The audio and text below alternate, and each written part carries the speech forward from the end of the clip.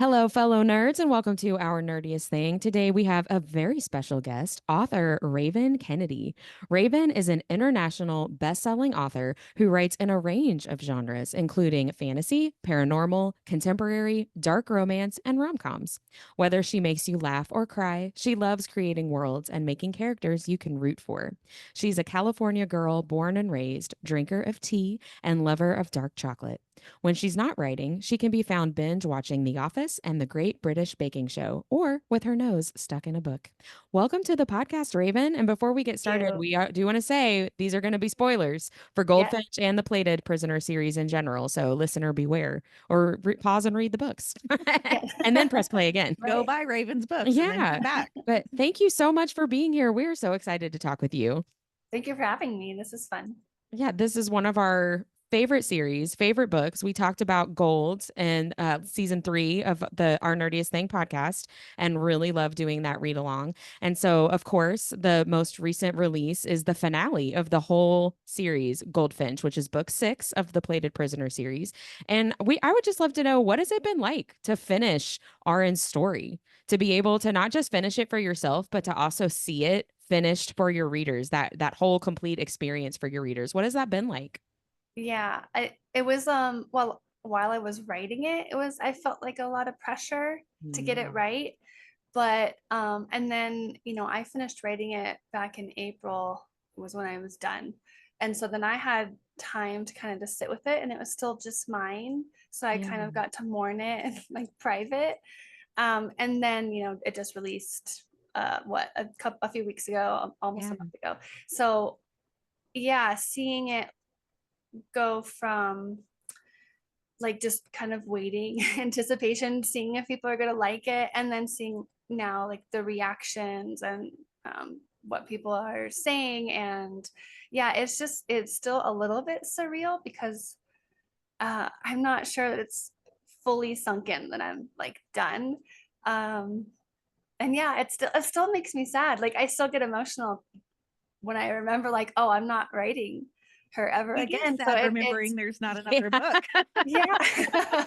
So it Yeah. makes me sad, but then I'm so glad because yeah, I did exactly what I set out to do. And um I gave, Arin and Slade their happy ending, which they deserved after 6 books. So Yeah. yeah, I'm it's like bittersweet. So you said that you have been sitting on it since April. Was that because you were picked up by the new publisher, or do you normally give yourself that amount of time when you're done?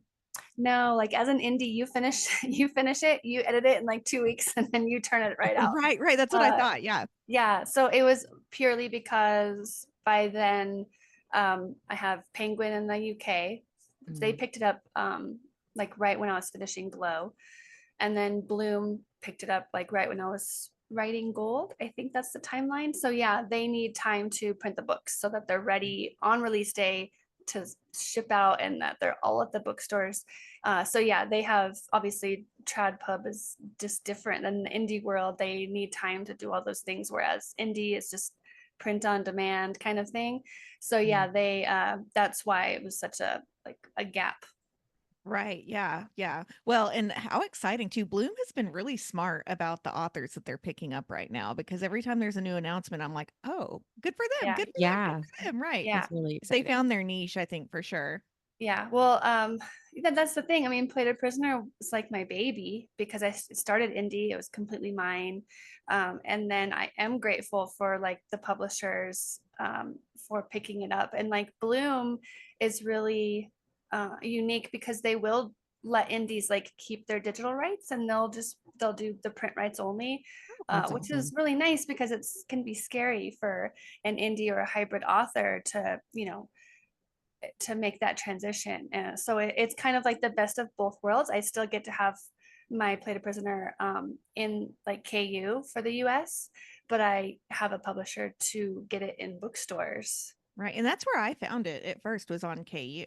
Yeah. Yeah. I picked up the first book and I was like, oh, what's this? And I had never seen and still haven't seen another Midas retelling yet. And I gotta say, I don't think anyone's gonna be able to beat it if even if they try. Yeah. No.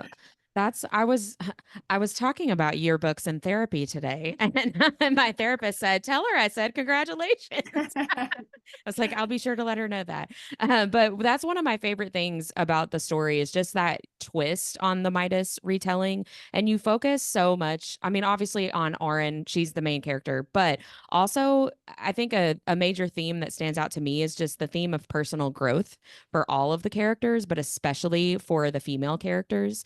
You know, for Auren as the main character, but also for Melina and for Rissa. We see these secondary characters kind of over the course of these 6 books have these huge character arcs and growth stories. And I just wondered how much for Melina and for Rissa did they as characters kind of reveal their stories to you over time as you were writing the books, or did you have kind of an arc in mind for them when you introduced them in the first book? Yeah, so that's a good question. So Melina, I always planned to do hers because I kind of wanted to do like this juxtaposition of Aaron and her because they, Mhm. were at their base of where they start in the series. They're kind of in similar situations, really, both Yeah. like trapped by the same guy, but very different personalities and very different outlooks and reactions on how they deal with that. So I always wanted to show her. I didn't expect that I was going to be able to dive as deep as I did with her, I guess. But as soon as I like wrote her first chapter, I think was it Glint or Gleam? One of the I think it was Glint. I lose track with all the G's, but I just loved writing her. I just loved her immediately because I kind of like to peel back the layers on people when you show them as an antagonist and be like, okay, well, why are they like that? And Yes. what justifications do they have in their mind for behaving this way, reacting this way? So yeah, she just surprised me with how close I felt to her, I think. Um, because you can go both ways when it comes to like abusive situations and manipulations and being used and all of those things. Whereas Aaron had a really warm heart, Melina turned cold, and that was just her way of protecting herself. So yeah, I loved her. Rissa, no, I never expected to write a POV for her.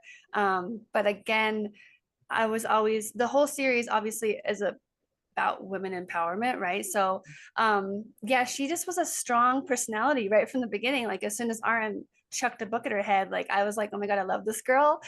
Even though again she was like an antagonist in the beginning, and still kind of is. That's just her personality and her kind of jaded soul of what has happened to her. But she grows too in her own way. So yeah, Yeah. I love the three of them. They're so different, but um, again, they had a lot in common too.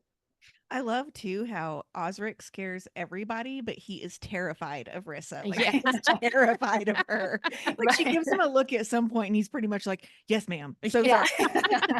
And There she's the only one that could do that to him, I Right. think. Yes. 100%. Yeah, they're like my favorite couple. I Mhm. feel like Osric and Rissa. I love them so much. Dare I say as much as Slade and Oren? I don't know if that's an unpopular opinion or not, but I really love them and think that they have a lot of hmm, really good spice. I Yeah. was trying to think of a better way to say that, and I was like, you know what? I'm just gonna go for it. They're sexy. Yeah, Yeah, they're they just have good chemistry. That was just walk on the page chemistry. I didn't plan them, and it just happened. And then yeah, I was so lucky because Osric ended up being one of my favorite people to write. yeah. He's such a good character. And that's what He's I love about this whole series. You're writing these background characters. They're not really background characters. You come right. to love them and know them just as much as the main couple, the main characters. And I love that in a story. And speaking of good chemistry, one of my favorite parts of the entire book is Emily and Ryle. Uh Right, right. yeah, just like that immediate like, ooh, what's going on with that person over there? But Yeah, I'm gonna pretend like I don't like them, even though I kind of do. I love that kind of instant connection. yeah. And can I dare to hope that maybe there's a little bit of story for those two characters? Or is that just wishful thinking on my No, part? I definitely left myself room to do that on purpose. Because probably like mostly selfish because I knew I was like, you know, not going to be able to write art and Slate anymore. But if I write them, I can still see them. I can still Yeah. Right. yeah. Right. They're still the No, but neighbors, right? yeah, I didn't. I didn't plan that really. I just, when we met Emily in book 5, I love her again, giving Aaron, like, really for the first time, right away from the start, like a healthy woman friendship with Yeah, Emily. And I just loved their friendship and how that was just easy right from the get-go, because she'd never had that before with another woman. Like Lou is arguable because at first she thought they were, she was captured and enemies, so that kind of sure. thing. Um, so I was very suspicious of I was just Emily about to say the same thing. We calling were out. we were Yeah. jaded. We were Yeah. jaded by everything. Because We didn't trust her. anyone who had been nice to Aaron so far was only doing it for their own gain. right, And so it yeah, was really hard for me to get into the mindset that Emily's just actually a good friend to have. Yeah, yeah, Right. And like it really mimics real life. You know what I mean? Like yeah, women are pitted against each other and you always kind of have like all the a time. defense up.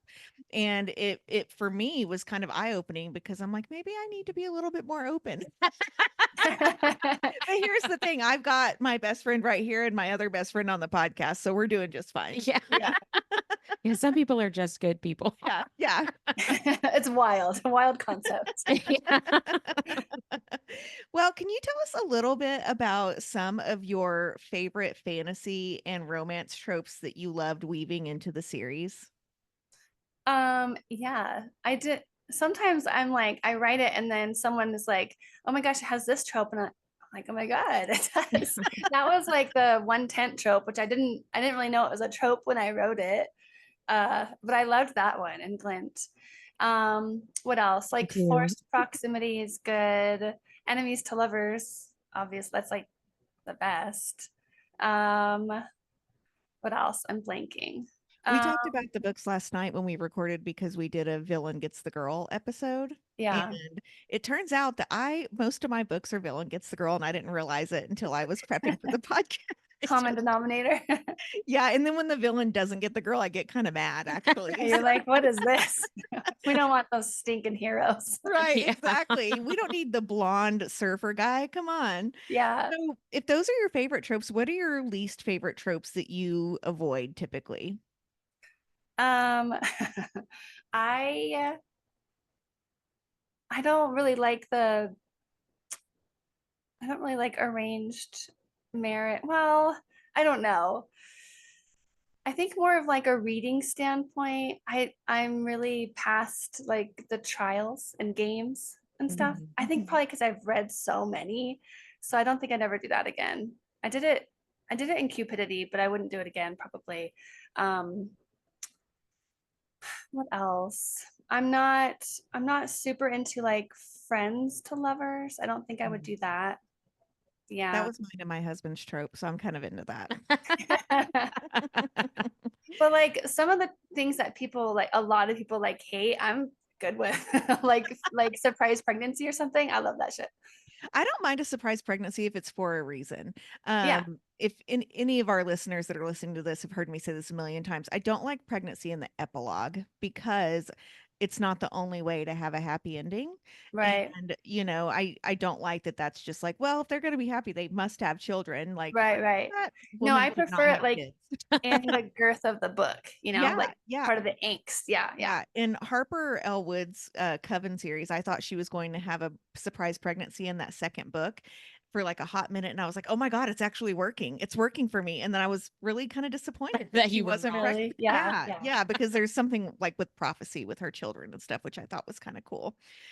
So you brought up cupidity. Can you tell us what, or if, I mean, you just got off tour. So do you have a plan for a next series? Do you know what's upcoming? What's on the docket for the next couple of years, or are you allowed to say? Um, I think I can say what, what I want. I think no, there's some things that I can't like say, but yeah, I'm not gonna like, I mean, the past 3 years have been really hard with like deadlines and stuff on this, with my baby and stuff, and just trying to make those deadlines and meet those expectations. So I don't want to get myself into that situation again because that was just really stressful Mhm. and draining creatively. Mhm. But yeah, I am writing like impossible. Hopefully it'll happen if the story's there. But yeah, like a Riot and Emily thing I would love to do. So I'm just kind of giving myself like space to do that and see if, just what happens. Right. And then I am writing something new that I can't talk about. But We won't tell I'm anybody. It's okay. I'm this isn't being broadcasted.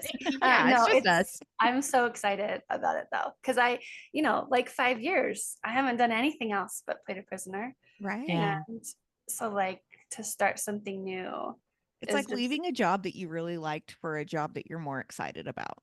yeah, Like it's good, right? I just, it's like starting that same feeling of when I started Guild. I Right, get that right. feeling again, like that rush of, oh my gosh, this is new and shiny and exciting and nobody knows about it yet and there's no pressure.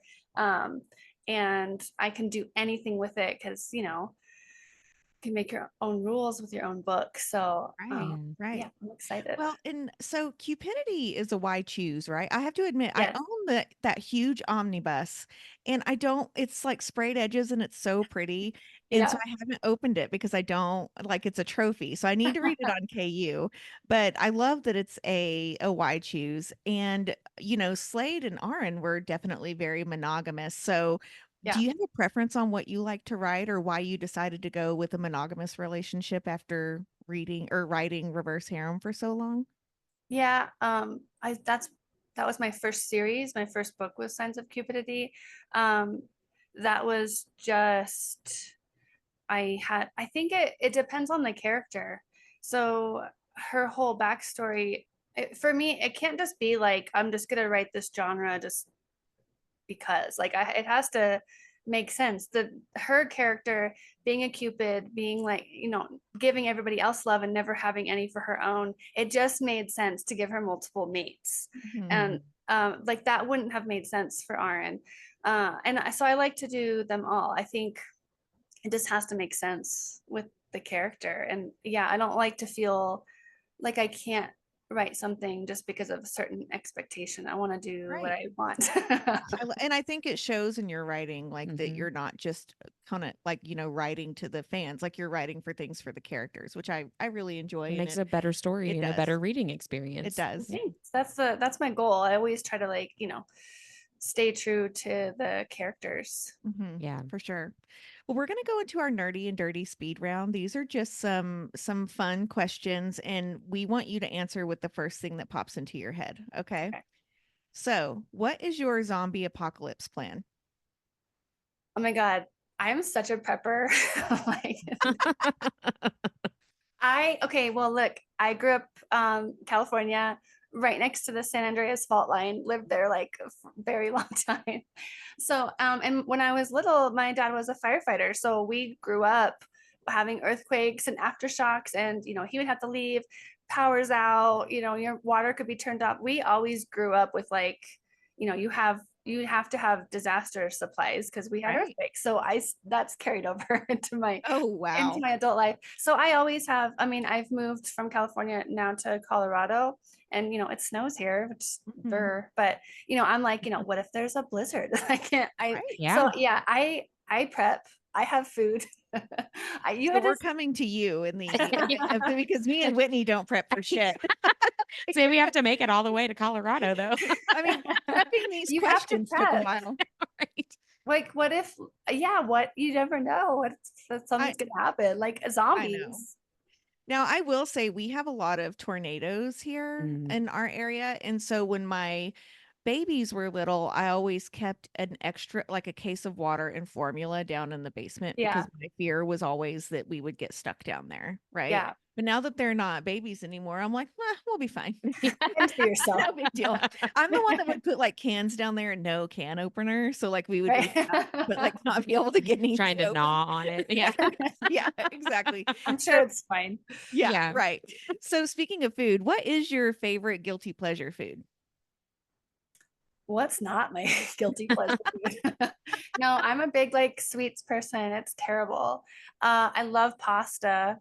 Like a good Alfredo is Hmm. um chicken pot pie I love. But like, yeah, dessert. Um like a brownie with like peanut butter chips is one of my Oh favorites. my gosh. I think we need So to go good. make that after this. That sounds great. Yeah. Who is your celebrity crush? My celebrity crush. I think still like Aragorn when he's like shoving up in the double doors. Yeah, Like, The giant exactly. doors. love Yeah. Yeah. him. And you're like, wow, look Um, how well he opened those. What Good he's so boy. good. Such a good move. Did you fan cast Love him. for Slade and Aaron? Do you do that when you write your books? Do you like picture them as celebrities? I do not. Never. Yeah, it's funny. I always have to picture someone in my head. Do Like if you? I'm getting really into a series, I have to like really stop and think about who I'm picturing. Otherwise, like it doesn't make sense to me. Do you Hmm. do that? Sometimes. Sometimes. So I have like one actor that I really like that Henry Cavill? no, no, Pedro Oh, Pascal. that's right. I Yeah, love she's a him. Oh, Canadian girl yeah. for sure. No, But I see, mean I the can't. I can't picture real people. I have like a very like I have them in my head, and so yeah. I can't line them up with real life person. Well, and your series has some amazing fan art, which makes it a little Yes. Yeah. bit Oh my easier gosh, too. You yes. have like some amazing artists that you've worked with. So, what TV show or movie do you quote most often? Do I quote most often? Mhm. Oh my gosh. Well, my family, we always like binge watched Home Alone, just the first one when like Mhm. Christmas time. So I probably know that whole movie by heart. I definitely know like Dumb and Dumber by That's heart. my favorite Yes. movie of all time. Is it really? Yes, it I is. love that And all movie. the time we look at each other and we go, big gulps, huh? Yeah. Yeah. Well, see you later. See you later. No, we could probably quote that entire movie, which but yeah, I think those two probably. Now, have Oh, you Pride and watched? Prejudice. I love that Oh, one yeah, with of Kira. Yes. course. Yeah, Have you my favorite. watched Home Alone with your oldest yet? Yeah. Okay, because I remember it was around the same age that I watched it with mine, and I remember being like, "This movie's kind of messed up." Like when you watch it with your I kids, you're like, "Oh my gosh!" And I remember looking at my daughter and being like, "If you ever talk to me like that, I will do more than leave you at home. Like, yeah. do not talk to me like that."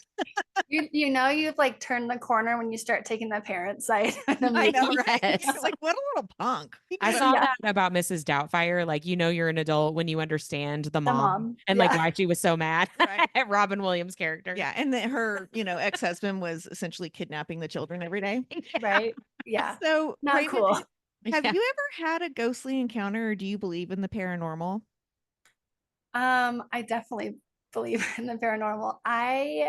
Here's how crazy I am. Okay, I'm just gonna get into it. I think that energy, like people's energy, are very important. And I think mindset is very important. I think you can open yourself up to a lot of things in the universe.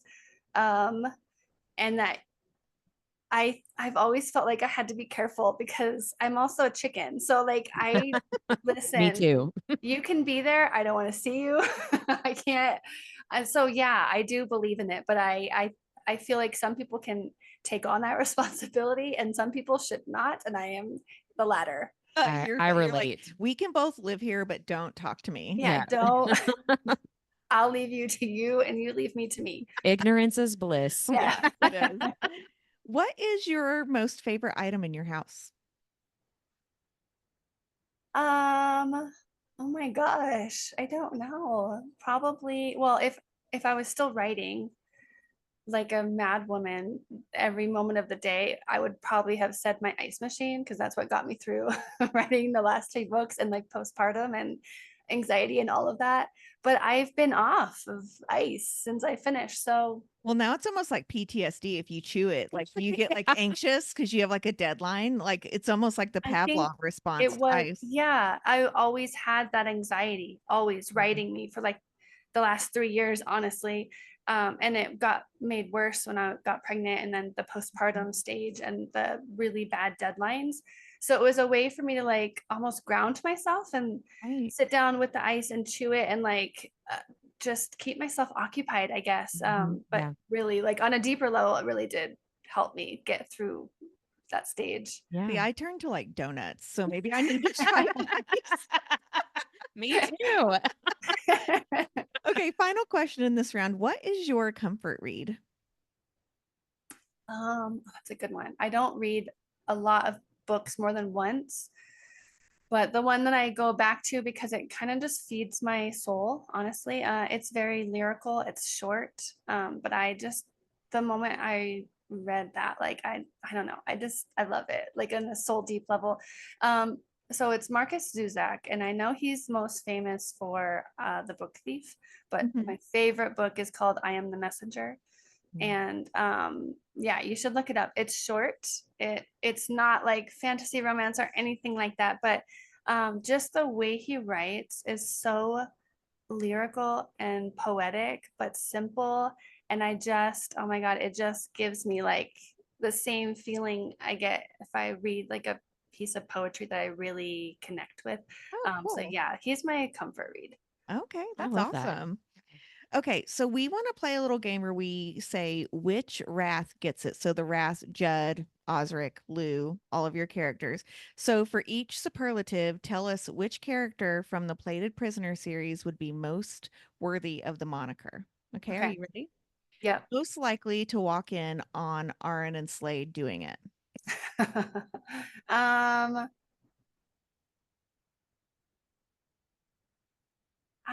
Probably Judd because he had, no He's sense of kind of boundaries. oblivious. Yeah. Yeah. He's like, whoops, sorry. Hey, a little to Yeah. the left, Slade. Yeah. You're doing a good job, buddy. Who's the biggest prankster? Judd. I mean, you could argue Lou too, though, because they do go head to head. But yeah, Yeah, they do. They do. Who would get douchebag of the year? let's see. Okay, if Riot it was the sole like voter, it would be Slade, and if Slade was voting, it'd be Riot. That's a really good point. Good old siblings. Who do you think the most underrated character is? Just in the Wrath. Mhm. Or any of the characters. Oh, that's a good one. Um, Maybe if it's just Wrath, um like definitely the earlier books I would probably say Riot just because he didn't really have a sense of identity yet, because he was pretending to be Rip. Right. And then outside of the Wrath, probably Digby because he's a quiet character. Oh, I love I Digby know, I so love him much. too. My gosh. Okay, so who would get the Rosie Palm Award? And that's the award of the person who's always taking care of business on their own. Who's always taking care of business? Their own business, if you get what I'm saying. Wink, wink. Oh, Some self love. Who's self-loving more often than not. I mean, probably Riot, right? He's He's like, well, so no one knows who I am. I'm just going to go around this corner real quick. right. He had a lot to work out, lot of things, A lot of It's got aggression. a lot of tension. a lot of pent up. Yeah. Who would be most likely to run a Ponzi scheme? Run upon what? A Ponzi scheme. Oh, Ponzi scheme, Judd, thousand Yeah, percent. 100%. Yeah, Most likely to black out at a party. Judd. Which one would give the best advice? Lou. That's what I was Mhm. thinking too. And finally, who is the most likely not to pass obedience school? Any of them. It's terrible. That's why they're so good at what they do though. You Yeah. know, like they really understand and respect each other, but they don't, Yeah, I mean, they're there to just get shit done, which I love. yeah, yeah. Yeah. I don't think they would. It's their loyalty that gets their plan. But if it was anybody else that they were listening to, they would just not listen Right. Yeah. at all. They stop getting polite and they start getting real. I feel like Yeah. that's really how they live. Okay, we need a commission of someone drawing the wrath as real world characters. Like Oh, with that would that, be so great. yeah, we need someone to do that. I'm Make it Dominic Wesson. happen. I'm looking at you. Yeah. Well, Raven, where can readers best connect with you? Is it through social media, your website, or newsletter? I haven't sent like a newsletter for like 2 years. Yeah, the one that I'm most active on is Instagram. So definitely like I'm the one that goes through the comments. I try to go through my DMs, but I don't always see everybody's, but Sure. And that's it's definitely just where at Raven Kennedy, right? Raven Kennedy Books. Raven Kennedy Books. Okay. Yeah. And so, where can we purchase your books? You're on Kindle Unlimited, the Plated Prisoner series, anyway. Are your other books on KU, all of them Mhm. also, or? Yeah, just well for so Play a Prisoner and Cupidity were Okay. both bought in the UK. So they're only on Kindle Unlimited in the US and Canada. The Okay. rest of my books are all Kindle Unlimited everywhere. And then yeah, UK, they should be in like all the bookstores, Commonwealth. And then US, yeah, they're all in bookstores, Target, Walmart. Oh, Everywhere. I have the Walmart special edition. Have you guys seen it? Ooh. Oh, I yeah, I have haven't. It's seen like that. opposite colors. So instead of the Yes. gold fun, it's black. I'm obsessed with it. I love that. Sometimes I'm like, do I really need another copy of this book? And most of the Yes. time the answer is yes. Yeah, When it looks I that know good. they're so I know. pretty. I know. Yeah, I love that. I'm spending money tonight. I know that. So I know you just got done with your release tour. Do you have any upcoming events or appearances in the works, or are you taking some much deserved time off from appearing in? Um, I'm going to Romantasy BookCon in February, and Oh, that's I'll be in. there. I have Oh, a will design you? company, so I'll be there. Yeah, I'll come Oh, say okay, hi. fun. Yeah, I'm going to that one. That's in LA. And then, um, oh, I'm going to Belfast in June Oh gosh, that'll be fun. What for event Oh, is both. that? Hold on, Belfast Books and Ball Gown. Oh, okay. oh, Books and Ball. Oh man. It sounds like they need moderators to me. yeah. Yeah, and I love Ireland, so I'm really excited to go back. Yeah, that'll be super fun. Well, we finish all of our episodes talking about our nerdiest thing of the week. That's the podcast, our nerdiest thing. And a lot of times it is book related because that's who we are, but it can really be anything that you feel like you really nerded out about, whether it was just getting overly excited about something or doing a deep dive for no particular reason. You were just interested in something. We would love to hear what your nerdiest thing of the week is. I am a nerd, I think. You're in the right Uh, place. okay, so one thing that probably most people don't know about me is I'm like a huge, I love conspiracies. Like I love them. So I am like mostly my For You page is split right down the middle. It's like book talk and conspiracy talk. So I go down rabbit holes like every day and I love them. What's the craziest conspiracy theory you've heard lately? Um I love the like Tartaria conspiracies. Have you ever heard of those? I don't know what that is. No. Tell us everything. Like there used to be like an old very advanced civilization over the whole Oh, world. okay, like Atlantia almost, that type of thing. Yeah, and like that's why some structures are very similar all over the world that you find, like pyramids and certain depictions that are similar, everywhere. So things like that. I love that one. Yeah, I'm Hmm. like, when does something though go from theory to conspiracy? Because I Right. feel like that's more of a theory because sometimes conspiracy can have like a negative connotation, right? Yeah. Yeah, it does. Yeah. And so that sounds like a really cool theory to me because I think that we are egocentric to think that we are Mhm. the first ones to do this right. Hmm. Thank you. I Yeah. agree. Or to think that we're doing it right at all. Yeah. There's a lot of conspiracies that I don't think are conspiracies that I think are real. So yeah, Yeah, like, I but agree. I love them. Yeah. Yeah, Did I you love ever that. watch Midnight Mass on No. Netflix? So there's a woman that starts to figure out that there's like vampires on this island, and she's a Oh.